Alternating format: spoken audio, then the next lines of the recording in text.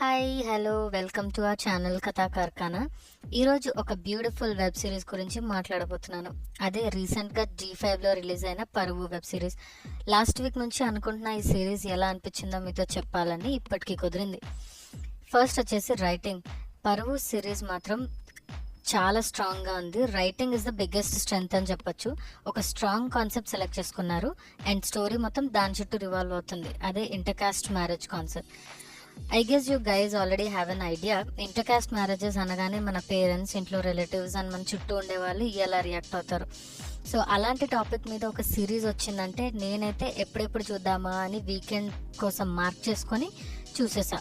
Straight 8 episodes 1 గోలో చూసేసా. అంత ఎంగేజింగ్గా ఉంది and నచ్చింది. నేను చాలా మర్డర్ మిస్టరీ మూవీస్ చూసాను, కానీ ఇది రీసెంట్గా వచ్చిన సినిమాల కంటే లిటిల్ డిఫరెంట్గా ఉంది. ఇది 8 episode series and each episodes close to 1 hour ఉంటుంది and with very engaging screen play.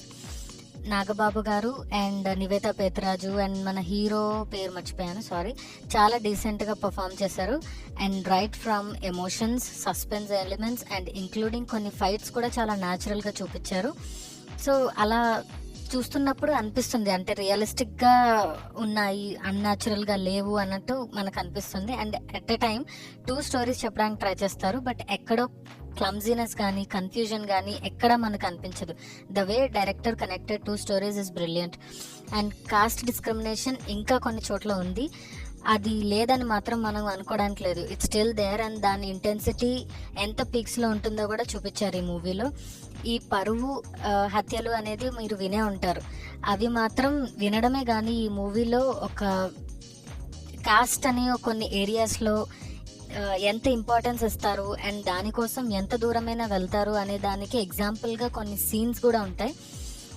అవి మాత్రం చాలా కనెక్ట్ అవుతాం. అంటే కొన్ని టీవీస్లో, మూవీస్లో, ఆర్టికల్స్లో మనం చూసే ఉంటాం పరువు హత్యల గురించి, కానీ ఈ మూవీలో దాన్ని పిక్చరైజేషన్లో చాలా బాగా చూపించారు. మెయిన్గా మన 90s కిడ్స్ మన స్కూల్స్ అండ్ కాలేజెస్లో ఎక్కడో ఒకడ ఎక్స్పీరియన్స్ చేసే ఉంటాం కాస్ట్ రిలేటెడ్ గొడవలు, డిస్కషన్స్, ఈవెన్ కాస్ట్ మీటింగ్స్ కూడా అయ్యేవి మా కాలేజ్లో.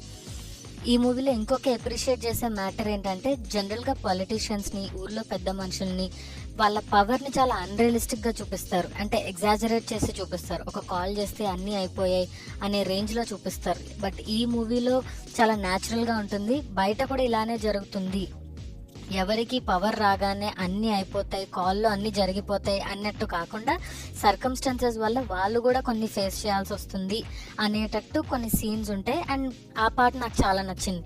అండ్ సో ఫార్ రీసెంట్ టైమ్స్లో వచ్చిన తెలుగు సిరీస్లో బెస్ట్ టైం పాస్ సిరీస్ ఇది. And please go watch it. And I think part 2 కూడా ఉంది అనుకుంటా. Let's wait for that. చూసేద్దాం అది కూడా అండ్ మళ్ళీ డిస్కస్ చేద్దాం. That's all for this video guys. For more such content, please like, share and subscribe our channel.